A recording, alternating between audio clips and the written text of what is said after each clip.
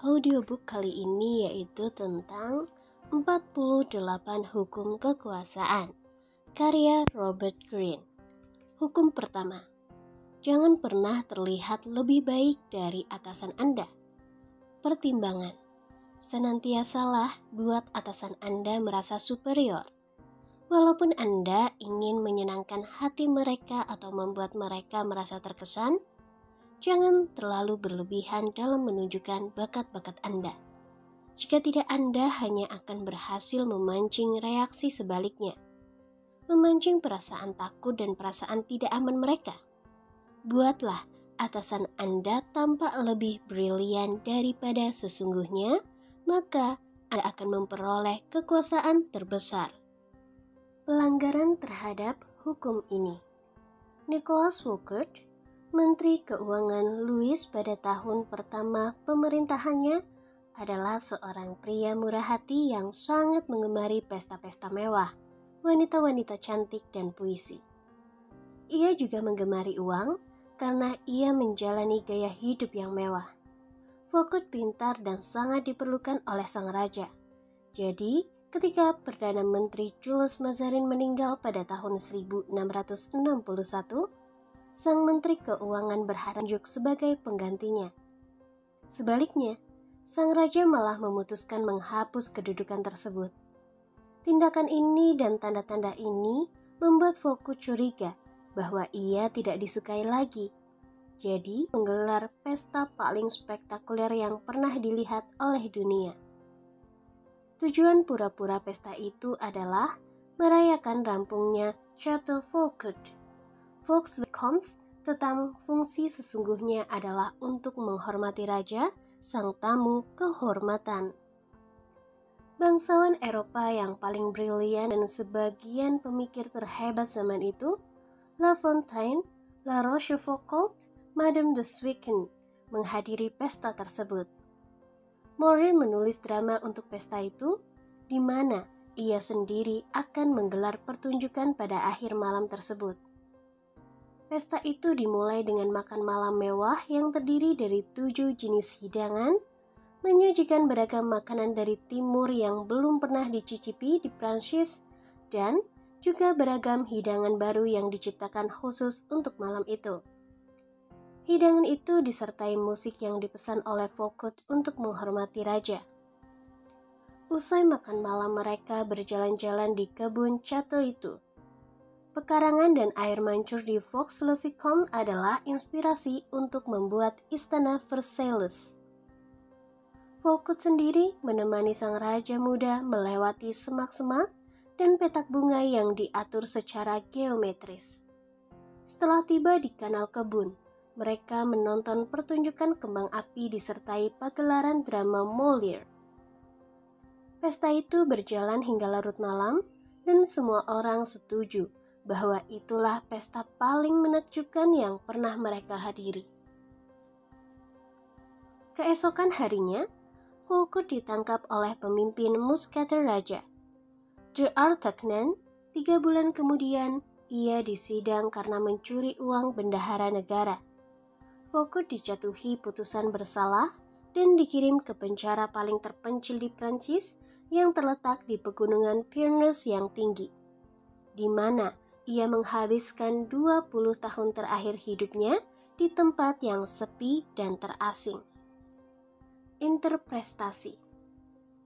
Louis, si Raja Matahari, adalah seorang pria yang angkuh dan arogan yang selalu ingin menjadi pusat perhatian. Ia tidak setuju jika kemewahannya dilampaui oleh seseorang, dan tentunya ia tidak ingin dikalahkan oleh Menteri Keuangannya. Sebagai pengganti Foucault, Louis memilih Jean-Baptiste Colbert, seorang pria yang terkenal atas kekikirannya dan atas pesta-pestanya yang paling membosankan di Paris.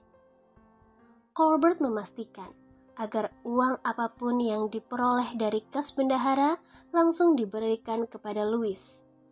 Dengan uang itu, Louis membangun istana yang bahkan lebih megah daripada Chateau Foucault, istana Versailles yang gilang gemilang. Ia menggunakan arsitek, ahli dekorasi, dan desainer teman yang sama.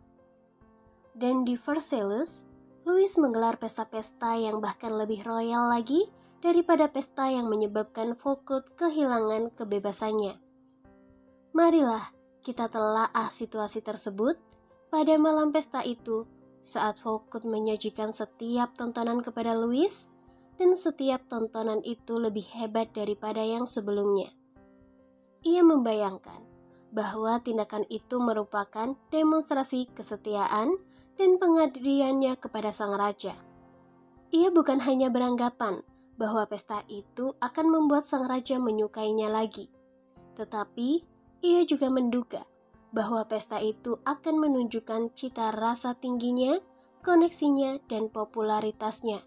Jadi, ia ingin tampak sangat dibutuhkan oleh raja untuk menunjukkan bahwa ia akan menjadi Perdana Menteri yang sangat baik. Namun demikian, sebaliknya, setiap tontonan baru, setiap senyum penuh penghargaan yang disunggingkan oleh tamu-tamu, Foucault membuat Louis merasa bahwa teman-teman dan rakyatnya sendiri lebih terpesona oleh sang Perdana Menteri daripada sang raja sendiri. Dan bahwa Foucault sesungguhnya memamerkan kekayaan dan kekuasaannya. Alih-alih menyanjung Louis, pesta mewah Foucault menyinggung kesombongan sang raja. Tentu saja, Louis tidak mau mengakui hal ini kepada siapapun.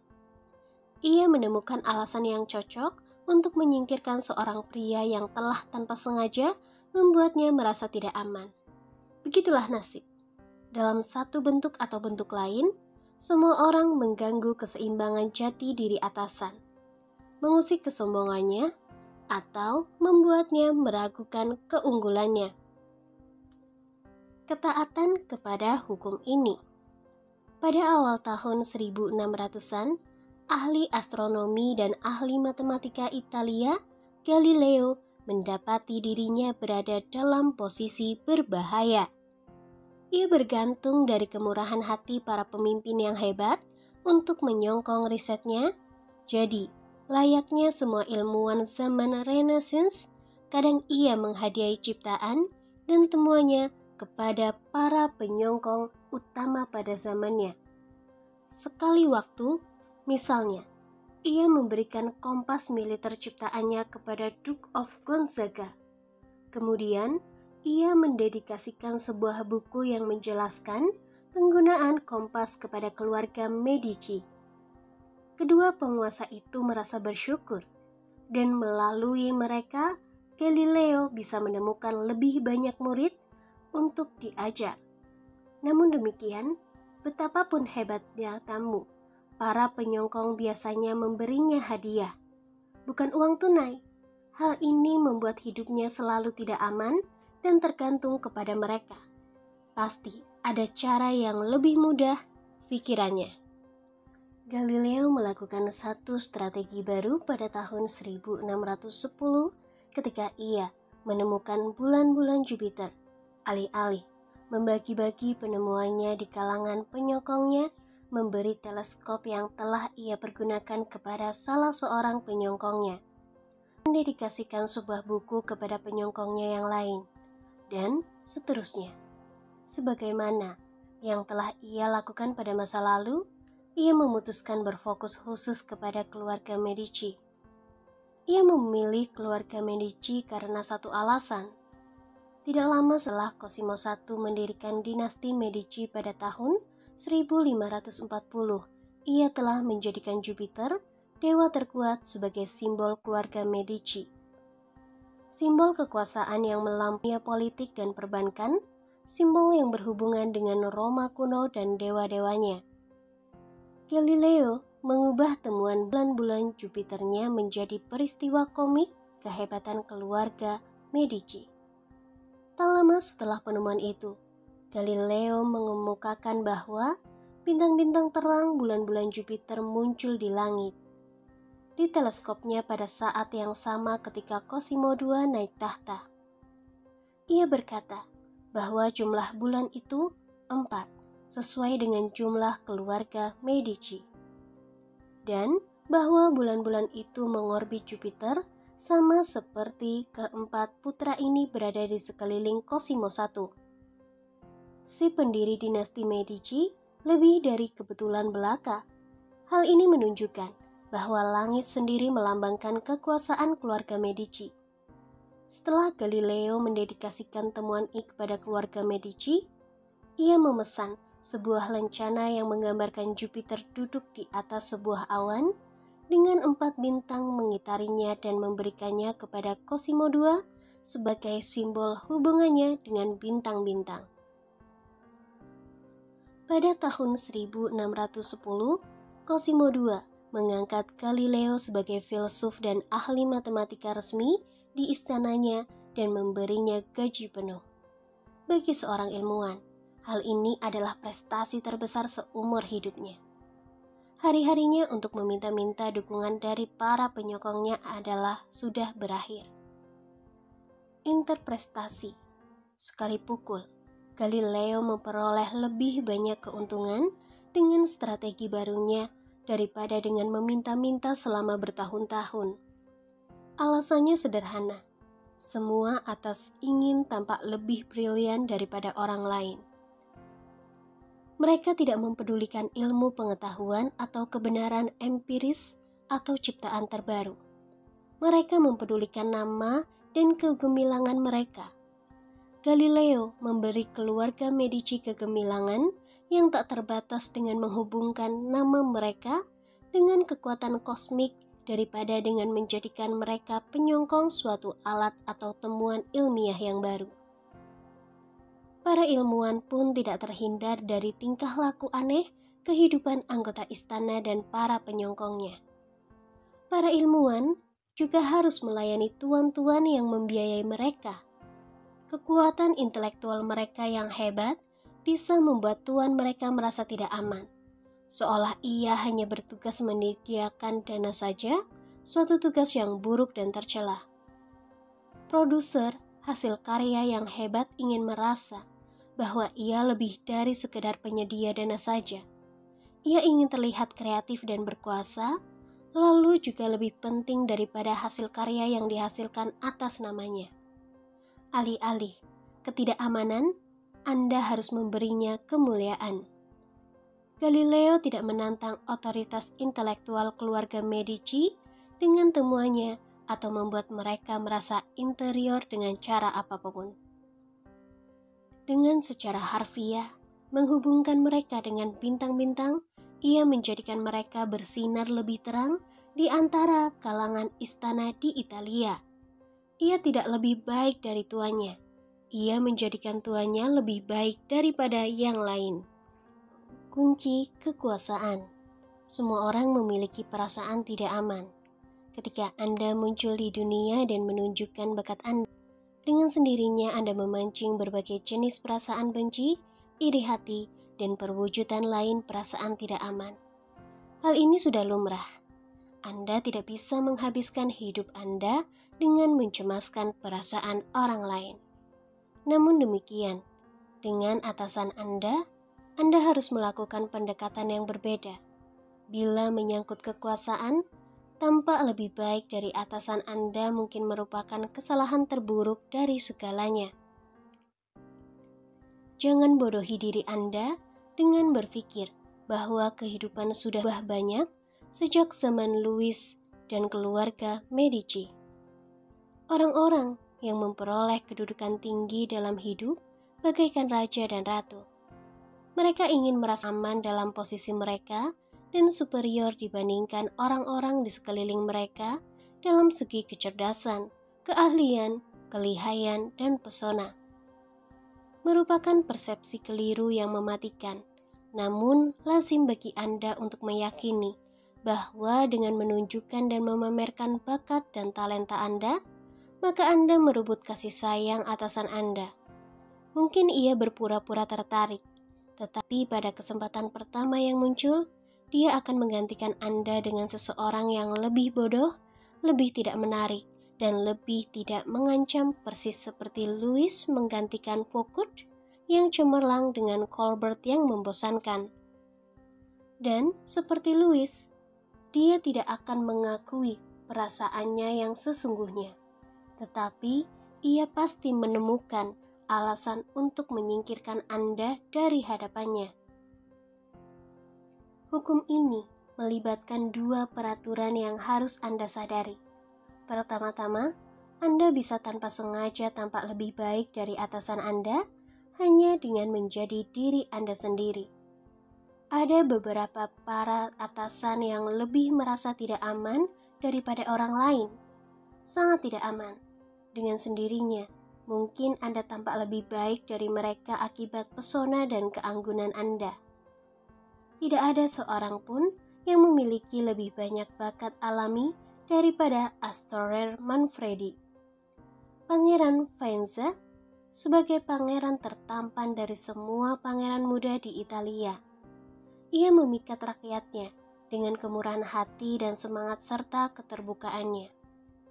Pada tahun 1500, Kaisar Borgia mengepung Faenza. Ketika kota itu menyerah, warganya mengharapkan yang terburuk dari Borgia yang kejam, yang ternyata memutuskan menyelamatkan warga kota itu. Ia hanya menduduki bentengnya, tidak menghukum satupun warganya, dan mengizinkan Pangeran Manfredi yang pada saat itu berusia 18 tahun untuk tetap berada di istananya dan bebas total. Beberapa minggu kemudian para tentara itu memboyong Astorre Manfredi ke sebuah penjara Roma.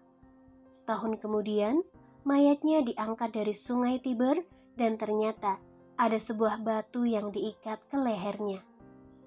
Borgia membenarkan perbuatan buruk itu dengan sejenis tuduhan pengkhianatan dan konspirasi palsu. Tetapi masalah sesungguhnya adalah bahwa ia terkenal angkuh dan tidak aman.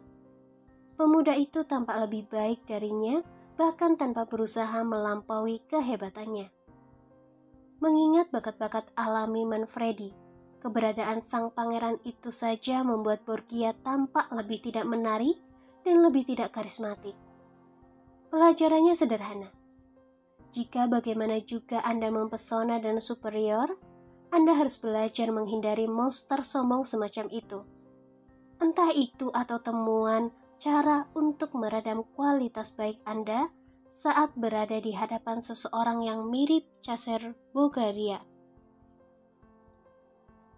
Kedua, jangan pernah berpikir bahwa karena atasan Anda menyayangi Anda bisa berbuat sesuka Anda. Banyak buku bisa ditulis tentang orang-orang kesayangan yang menjadi tidak disukai karena meremehkan status mereka, karena berani tampak lebih baik daripada atasan mereka. Di Jepang pada akhir abad 16, favorit Kaisar Hideyoshi adalah seorang pria bernama Senno Rikyu. Sebagai seniman utama upacara minum teh yang telah menjadi obsesi kaum bangsawan. Ia adalah salah seorang penasihat Hideyoshi yang paling terpercaya. Memiliki apartemennya sendiri di istana dan dihormati di seluruh pelosok Jepang. Pada tahun 1591, Hideyoshi menyuruhnya ditangkap dan dihukum mati. Rikyu malah membunuh diri, menyebab perubahan keberuntungan yang mendadak ditemukan di kemudian hari. Sepertinya, Rikyu, mantan petani yang kemudian menjadi favorit di istana, telah membuat sebuah patung kayu dirinya sendiri yang memakai sendal dan berpose dengan angkuh. Ia telah menyuruh patung ini diletakkan di dalam kuil terpenting di dalam gerbang istana, sehingga bisa terlihat jelas oleh keluarga raja yang sering melewatinya. Bagi Hideyoshi, hal ini menandakan bahwa Rikyu tidak tahu batasannya. Dengan menduga bahwa ia memiliki hak yang sama seperti bangsawan yang berkedudukan tinggi, Rikyu lupa bahwa posisinya tergantung dari kaisar. Dan ia mulai yakin bahwa ia telah memperoleh kedudukan itu atas prestasinya sendiri. Inilah kesalahan hitung yang tak termaafkan tentang makna penting dirinya sendiri dan iarnya dengan nyawanya. Ingatlah, jangan pernah beranggapan bahwa posisi Anda aman dan jangan pernah biarkan kemurahan hati apapun yang Anda terima membuat Anda angkuh. Jika gagasan Anda lebih kreatif daripada atasan Anda, anggaplah gagasan itu berasal dari atasan Anda di hadapan publik. Jelaskan bahwa nasihat Anda hanyalah pengulangan nasihatnya. Jika Anda lebih cerdas dari atasan Anda boleh memainkan peran pelawak istana. Tetapi jangan buat dia tampak dingin dan masam jika dibandingkan dengan Anda. Kurangi kejenakaan Anda bila perlu, dan temukan beragam cara untuk membuat atasan Anda tampak menyenangkan dan ceria. Jika pada dasarnya Anda lebih supel dan murah hati daripada atasan Anda, hati-hatilah agar Anda tidak menjadi awan yang menghalangi pancaran sinar atasan Anda kepada orang lain. Ia harus terlihat seperti matahari yang dikelilingi oleh segalanya, memancarkan kekuatan dan kecemaran dan menjadi pusat perhatian. Jika Anda terpojok ke dalam posisi di mana Anda harus menghiburnya, menunjukkan sumber daya yang terbatas mungkin bisa merebut simpatinya. Usaha apapun untuk membuat atasan Anda terkesan dengan welas asih dan kemurahan hati Anda bisa mematikan. Belajarlah dari Foucault atau bayarlah harganya. Dalam semua kasus ini menyamarkan kelebihan Anda bukanlah kelemahan jika pada akhirnya tindakan itu bisa membimbing Anda kepada kekuasaan. Dengan membiarkan orang lain tampak lebih baik dari Anda tetap memegang kendali, alih-alih menjadi korban perasaan tidak aman mereka. Semua ini pasti berguna pada hari Anda memutuskan bangkit dari status inferior Anda. Jika seperti Galileo, Anda bisa membuat atasan Anda bahkan lebih bersinar di mata orang lain, maka Anda bagaikan malaikat kiriman Tuhan dan Anda pasti langsung dinaikkan jabatannya. Pembalikan hukum.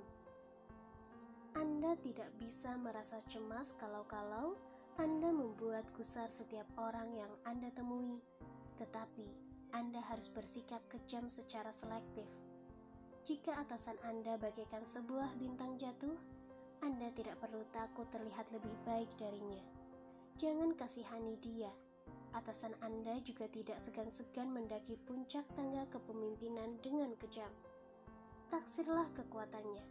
Jika ia lemah, percepat kejatuhannya secara diam-diam. Kalahkan dia, kalahkan pesonanya. Akali dia pada momen-momen penting. Jika dia sangat lemah dan siap jatuh, tunggu saja waktu kejatuhannya.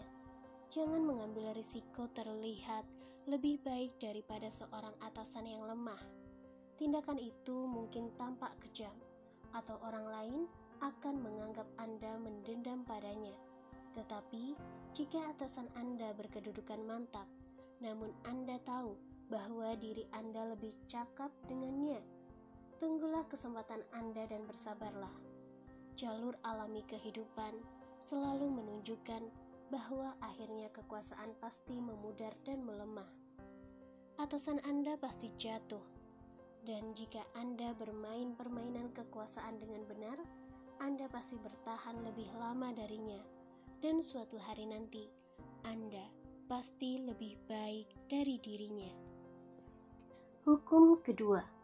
Jangan pernah terlalu mempercayai teman, tetapi pelajarilah cara memanfaatkan musuh. Waspadalah terhadap teman-teman Anda. Mereka bisa lebih cepat mengkhianati Anda, karena mereka mudah merasa iri. Mereka juga sering menjadi manja dan lalim, tetapi pekerjakanlah seorang mantan musuh Anda, maka ia akan lebih setia daripada teman Anda, karena ia memiliki lebih banyak alasan untuk membuktikannya. Sesungguhnya, ada lebih banyak hal yang harus Anda takuti daripada teman Anda atau daripada musuh Anda. Jika Anda tidak punya musuh, carilah cara untuk menciptakan musuh. Pelanggaran terhadap hukum ini. Pada pertengahan abad ke-9 Masehi, seorang pemuda bernama Mikhail naik tahta kekaisaran Byzantium. Ibunya, kaisar wanita Theodora, telah diasingkan ke sebuah biara. dan kekasihnya, Theositius, telah dibunuh, yang memimpin konspirasi untuk menggulingkan Theodora dan menobatkan Mikhail menjadi kaisar adalah paman Mikhail, Bardas, seorang pria cerdas dan ambisius. Sekarang Mikhail adalah seorang penguasa muda yang tidak berpengalaman yang dikelilingi oleh intrik, para pembunuh dan orang-orang keji. Pada masa berbahaya ini, ia membutuhkan seseorang yang bisa ia percayai sebagai penasihatnya, dan ia ingat Basilius, teman baiknya. Basilius sama sekali tidak berpengalaman dalam bidang pemerintahan dan politik. Sesungguhnya, ia adalah kepala istana. Tetapi, ia telah membuktikan kasih dan rasa syukurnya berkali-kali. Mereka bertemu beberapa tahun sebelumnya, ketika Mikhail mengunjungi Istal tepat saat seekor kuda liar terlepas. Basilius, seorang tukang kuda muda dari keluarga petani Makedonia, menyelamatkan nyawa Mikhail. Kekuatan dan keberanian si tukang kuda itu membuat Mikhail terkesan.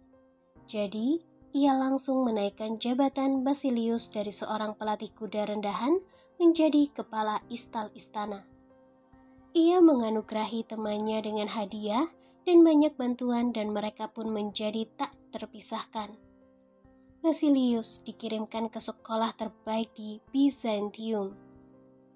Dan si petani kasar itu menjadi anggota istana yang berbudaya dan modern. Sekarang, Mikhail adalah kaisar yang membutuhkan abdi yang setia. Siapa yang lebih bisa ia percayai untuk menduduki jabatan pengurus rumah tangga kerajaan dan ketua penasihat ketimbang seorang pemuda yang berutang segala padanya?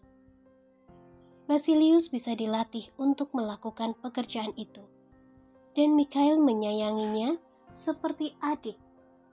Setelah mengabadikan nasihat orang-orang yang merekomendasikan Bardas yang jauh lebih cakap, Mikhail malah memilih temannya sendiri. Basilius dengan cepat dan segera menasihati kaisar atas segala persoalan kenegaraan. Satu-satunya masalah sepertinya adalah uang. Basilius tidak pernah merasa puas dengan uang yang ia terima. Setelah mengecap kemewahan kehidupan istana Byzantium, Basilius menjadi serakah terhadap keuntungan yang ia peroleh dari kekuasaan yang ia miliki.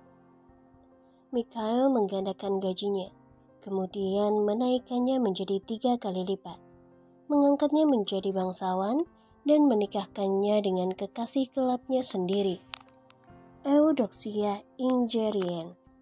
Mempertahankan agar teman dan penasihatnya yang amat bisa dipercaya tetap puas sepadan dengan harga setinggi apapun. Tetapi lebih banyak masalah kemudian muncul. Sekarang, Bardas menjadi pemimpin pasukan tentara, dan Basilius meyakinkan Mikhail bahwa pria itu terlalu ambisius. Basilius menekankan ilusi bahwa Bardas bisa mengendalikan keponakan lelakinya. Berkomplot untuk mengangkatnya menjadi kaisar, maka ia bisa berkomplot lagi. Kali ini untuk menyingkirkan Mikhail dan naik tahta. Basilius meracuni pikiran Mikhail hingga sang kaisar setuju membunuh pamannya. Selama balap kuda yang seru, Basilius mengejar Bardas di tengah gerombolan massa dan menusuknya hingga mati. Tidak lama setelah itu, Basilius meminta izin agar ia menggantikan Bardas sebagai pemimpin pasukan tentara supaya ia bisa tetap mengendalikan negara dan memberantas pemberontakan. Lalu permintaannya dikabulkan. Sekarang, kekuasaan dan kekayaan Basilius semakin besar. Dan beberapa tahun kemudian, Mikhail yang menghadapi masalah keuangan karena sifat royalnya sendiri, meminta Basilius melunasi sebagian uang yang telah ia pinjam selama bertahun-tahun. Mikhail syok dan tercengang karena Basilius menolaknya dengan mimik amat kurang ajar, sehingga si kaisar tiba-tiba menyadari bahaya yang ia hadapi. Mantan tukang kuda itu memiliki lebih banyak uang darinya, lebih banyak sekutu dalam pasukan tentara dan senat darinya. pada akhirnya lebih berkuasa daripada sang kaisar sendiri. Beberapa minggu kemudian, setelah mabuk-mabukan semalaman, Mikhail berjaga dan mendapati dirinya dikelilingi oleh tentara. Basilius mengamati saat mereka menusuk mati sang kaisar. Kemudian, setelah mengangkat dirinya sebagai kaisar, Basilius berkuda melewati jalanan Byzantium sambil memamerkan kepala mantan dermawan dan sahabat karibnya di ujung sebilah tombak panjang. Mikhail mempertaruhkan masa depannya atas dasar rasa syukur yang ia pikir pasti Basilius rasakan kepadanya. Basilius pasti melayaninya dengan cara terbaik. Ia berutang kepada sang kaisar atas kekayaan, pendidikannya, dan jabatannya. Kemudian setelah Basilius berkuasa, apapun yang ia butuhkan diberikan kepadanya demi memperkuat ikatan antara kedua pria tersebut. Barulah pada hari sial ketika sang kaisar melihat senyum kurang ajar di bawah wajah Basilius, ia menyadari kesalahannya yang mematikan. Ia telah menciptakan seorang monster. Ia telah membiarkan seorang pria mencicipi kekuasaan dari jarak yang dekat. Seorang pria yang kemudian menginginkan lebih banyak kekuasaan, yang meminta segalanya dan mendapatkannya, yang merasa terbebani oleh amal yang ia terima dan melakukan apa yang dilakukan banyak manusia dalam situasi semacam itu. Mereka melupakan kemurahan hati yang telah mereka terima dan membayangkan bahwa mereka telah meraih kesuksesan berdasarkan prestasi mereka sendiri. Pada saat Mikhail menyadari hal itu, seharusnya ia masih bisa menyelamatkan hidupnya sendiri. Namun, persahabatan dan kasih membutakannya terhadap niat Basilius. Tidak ada seorang pun yang percaya bahwa seorang sahabat sanggup berkhianat. Dan Mikhail tetap tidak mempercayai hal itu hingga hari ketika kepalanya ditancapkan di ujung sebilah tombak. Ketaatan kepada hukum ini. Selama beberapa abad setelah kejatuhan dinasti Han, sejarah Cina menunjukkan pola kudeta berdarah dan penuh kekerasan yang sama berturut-turut. Para tentara berkomplotan membunuh seorang kaisar yang lemah, kemudian menggantikannya di tahta naga dengan seorang jenderal yang kuat. Sang jenderal memulai dinasti baru dan menobatkan dirinya sebagai kaisar, guna memastikan kelangsungan hidupnya sendiri. Ia membunuh sesama jenderal, namun demikian, beberapa tahun kemudian, pola itu berulang. Jenderal-jenderal baru bangkit dan membunuhnya atau putra-putra mereka pada gilirannya. Menjadi kaisar Cina berarti sendirian, dikelilingi oleh sekelompok musuh. Itulah jabatan paling lemah dan paling tidak aman di negara tersebut. Pada tahun 959 Masehi, Jenderal Cao Ka Wang menjadi kaisar Sung. Ia tahu kemungkinannya bertahap hidup, yaitu bahwa dalam waktu 1 atau 2 tahun ia pasti dibunuh. Bagaimana ia bisa menghentikan pola tersebut? Segera telah menjadi kaisar, Sung memerintahkan pagelaran pesta jamuan untuk merayakan dinasti barunya dan mengundang para komandan tentara yang paling berkuasa. Setelah mereka minum banyak anggur, ia membubarkan para penjaga dan semua orang kecuali para jenderal itu, yang sekarang merasa takut kalau ia akan membunuh mereka sekaligus. Sebaliknya, ia berkata kepada mereka, "Sepanjang hari ini dihabiskan dengan perasaan takut, dan aku merasa tidak bahagia di meja makan maupun di ranjangku. Karena siapa di antara kalian yang tidak bermimpi naik tahta? Aku tidak meragukan kesetiaan kalian. Tetapi jika secara kebetulan para bawahan kalian yang ingin memperoleh kekayaan dan jabatan tinggi memaksa kalian menjadi kaisar, bagaimana mungkin kalian bisa menolaknya?" Dalam keadaan mabuk dan takut kehilangan nyawa mereka, para jenderal menyatakan bahwa mereka tidak bersalah dan bahwa mereka setia kepada sang kaisar. Tetapi Sung memiliki ide lain. Cara terbaik untuk melewati hari-hari kita adalah dengan jalan damai dan sambil menikmati kekayaan dan kehormatan. Jika kalian bersedia menyerahkan komando kalian, aku siap memberi kalian tanah yang baik dan tempat tinggal yang indah di mana kalian bisa bersenang-senang dengan para penyanyi dan gadis sebagai teman kalian. Para jenderal yang terkejut itu menyadari bahwa alih-alih hidup di tengah kecemasan dan perebutan kekuasaan, Sung menawarkan kekayaan dan keamanan kepada mereka. Keesokan harinya, semua jenderal mengundurkan diri dan pensiun sebagai bawahan yang menikmati tanah dan tempat tinggal yang Sung anugerahkan kepada mereka.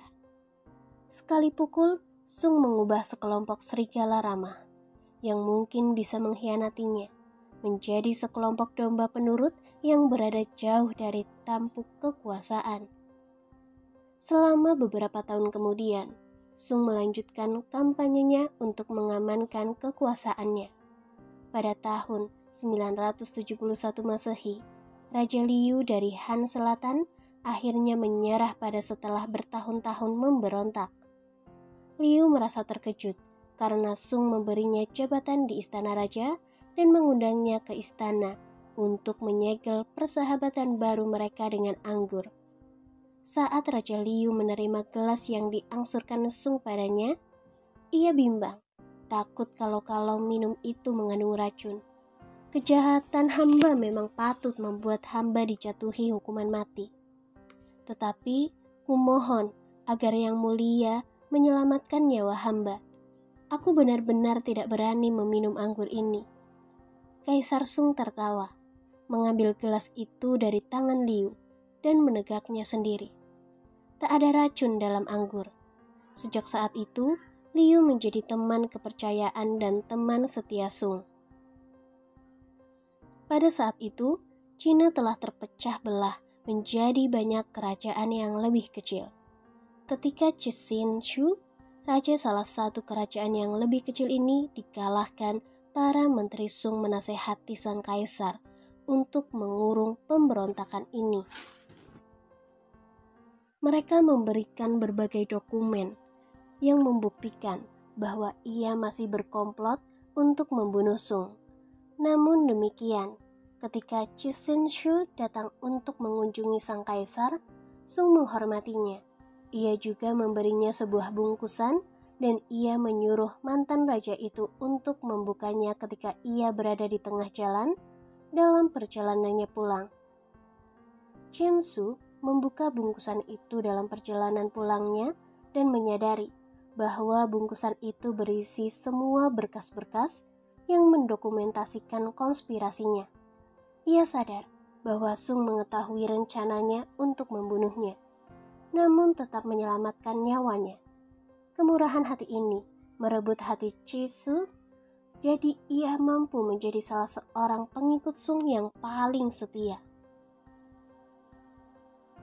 Kunci kekuasaan merupakan dorongan alami bagi kita untuk ingin memperkerjakan teman-teman kita saat kita sedang membutuhkan bantuan.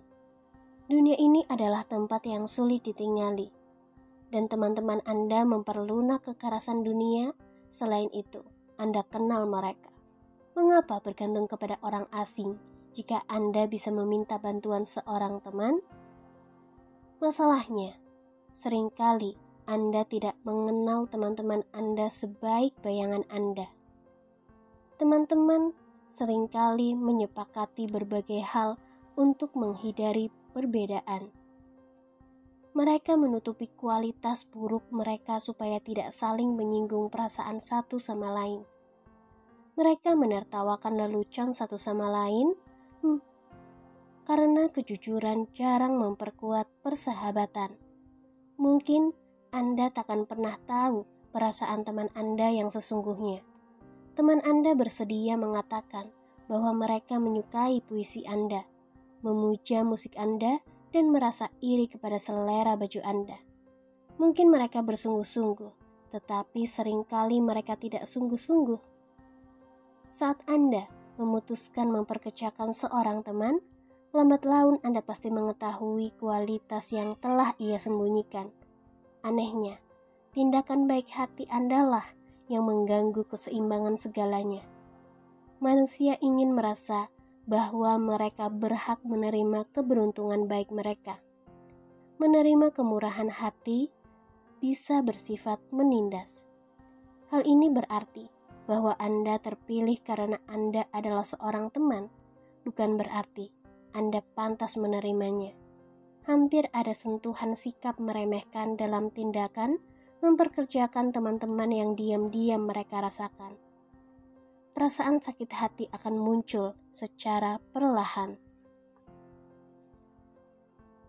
Persoalan yang muncul saat Anda menggunakan atau memperkerjakan teman adalah bahwa tindakan itu pasti membatasi kekuasaan Anda. Teman Anda jarang menjadi orang yang paling mampu membantu Anda. Dan pada akhirnya nanti, keahlian dan kecakapan jauh lebih penting dari perasaan bersahabat. Semua situasi yang berjalan dengan baik membutuhkan semacam jarak di antara manusia. Kalian sedang berusaha bekerja, bukan berteman. Persahabatan hanya mengaburkan fakta itu. Karena kunci kekuasaan adalah kemampuan untuk menilai siapa yang paling mampu memajukan Anda adalah segala situasi. Pertahankanlah teman-teman Anda sebagai sahabat Anda. Tetapi bekerjalah dengan orang yang mahir dan cakap. Di lain pihak, musuh-musuh Anda adalah tambang emas yang belum disadap yang harus mulai Anda eksploitasi. Ketika Talleyrand, Menteri Luar Negeri Napoleon, memutuskan pada tahun 1807 bahwa bosnya akan memimpin Prancis menuju kehancuran, dan bahwa sudah tiba saatnya untuk melawannya. Ia memahami bahaya berkomplot melawan kaisar. Ia membutuhkan seorang mitra, seorang sekutu, teman mana yang bisa ia percayakan dalam proyek semacam itu? Ia memilih Joseph Hodge, kepala polisi rahasia. Musuh bebuyutannya seorang pria yang menyebabkan, bahkan pernah menyuruh seseorang membunuhnya. Ia tahu bahwa kebencian mereka di masa lalu akan menciptakan peluang untuk rekonsiliasi. Ia tahu bahwa Foch tidak mengharapkan apa-apa darinya. Sesungguhnya bersedia bekerja untuk membuktikan bahwa ia pantas dipilih oleh Talleyrand. Seseorang yang perlu membuktikan prestasinya pasti bersedia melakukan apapun bagi Anda. Akhirnya, ia tahu bahwa hubungannya dengan Foch dilandaskan kepada minat bersama dan tidak akan dicemarkan oleh perasaan pribadi. Pilihan itu terbukti sempurna. Meskipun kedua sekutu itu tidak berhasil menggulingkan Napoleon, persekutuan kedua mitra yang amat kuat namun tak dapat dipercaya, memancing minat banyak pihak terhadap tujuan mereka. Pihak yang melawan kaisar perlahan-lahan mulai menyebar, dan sejak saat itu, Talleyrand dan Foch memiliki hubungan kemitraan yang menguntungkan. Kapanpun Anda bisa melakukannya. Berdamailah dengan musuh Anda dan usahakan agar Anda memperkerjakan dia. Seperti yang dikatakan oleh Lincoln, Anda menghancurkan musuh saat Anda menjadikannya teman Anda. Pada tahun 1971, selama Perang Vietnam, Henry Kissinger adalah target usaha penculikan yang gagal. Suatu konspirasi yang melibatkan, di antara yang lainnya, pendeta aktivis anti perang yang terkemuka, berikan bersaudara, 4 pastor Katolik lain, dan 4 orang biarawati. Secara diam-diam, tanpa memberitahu dinas rahasia atau departemen kehakiman, Kissinger mengatur pertemuan Sabtu pagi dengan 3 orang yang diduga keras sebagai penculik. Setelah menjelaskan kepada para tamunya bahwa ia akan mengeluarkan sebagian besar tentara Amerika dari Vietnam sebelum pertengahan tahun 1972. Ia benar-benar membuat mereka terpesona.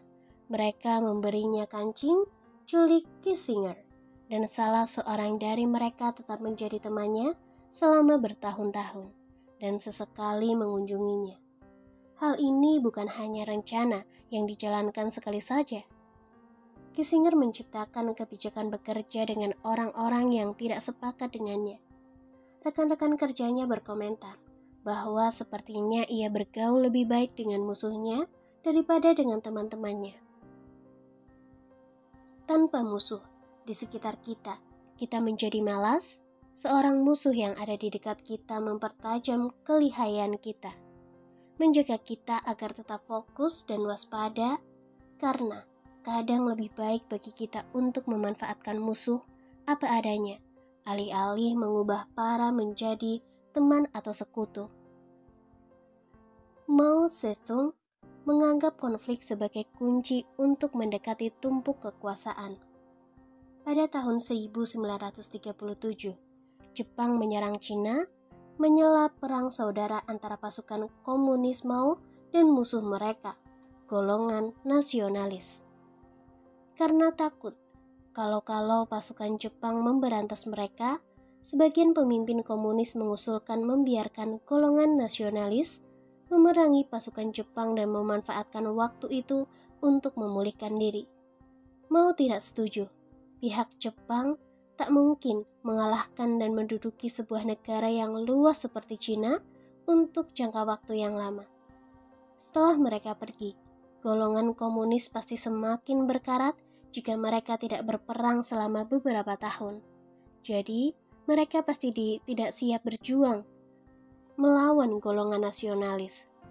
Sesungguhnya, melawan musuh yang tak terkalahkan seperti pasukan Jepang merupakan latihan yang sempurna bagi pasukan komunis yang dibentuk dari tentara dan rakyat jelata. Rencana Mao dilaksanakan dan berhasil. Pada saat pihak Jepang akhirnya mundur, pasukan komunis telah memperoleh pengalaman perang yang membantu mereka mengalahkan golongan nasionalis. Strategi konflik konstan Mao memiliki beberapa komponen penting. Pertama, yakinlah bahwa pada akhirnya nanti Anda pasti meraih kemenangan. Jangan pernah berperang melawan seseorang yang belum tentu bisa Anda kalahkan. Seperti Mao yang tahu bahwa pihak Jepang akan kalah pada saatnya nanti. Kedua, jika Anda tampaknya tidak memiliki musuh, kadang Anda harus menentukan sasaran empuk, bahkan mengubah seorang teman menjadi musuh. Mao memanfaatkan taktik ini berkali-kali di dunia politik. Ketiga, memanfaatkan musuh-musuh semacam itu untuk memberi definisi tujuan dengan lebih jelas di hadapan publik. Bahkan, menggambarkannya sebagai perjuangan kebaikan melawan kejahatan. Mao sungguh-sungguh mendukung ketidaksetujuan Cina kepada Uni Soviet dan Amerika Serikat. Ia yakin bahwa tanpa musuh yang jelas, rakyatnya pasti kehilangan makna komunisme Cina. Musuh yang didefinisikan dengan jelas merupakan argumentasi yang jauh lebih kuat untuk mendukung Anda daripada semua kata-kata yang bisa Anda untai. Jangan pernah biarkan keberadaan musuh membuat Anda gusar atau tertekan jauh lebih baik lagi. Menghadapi satu atau dua orang musuh yang sudah jelas ketimbang tidak tahu di mana sesungguhnya musuh nyata Anda berada. Manusia yang berkuasa menyambut konflik dan memanfaatkan musuh untuk meningkatkan reputasinya seperti seorang pejuang yang berkaki, cekatan yang bisa dikendalikan pada masa-masa bimbang. Pembalikan hukum. Meskipun biasanya lebih baik Anda tidak mencampur pekerjaan dengan persahabatan, ada kalanya seorang teman bisa dimanfaatkan untuk memberikan dampak yang lebih besar daripada seorang musuh. Seorang manusia yang berkuasa, misalnya, seringkali memiliki banyak tugas kotor yang harus dilakukan. Tetapi, demi nama baik biasanya lebih baik ia menyuruh orang lain untuk melakukannya. Teman-teman seringkali bisa melakukan tugas ini dengan sangat baik.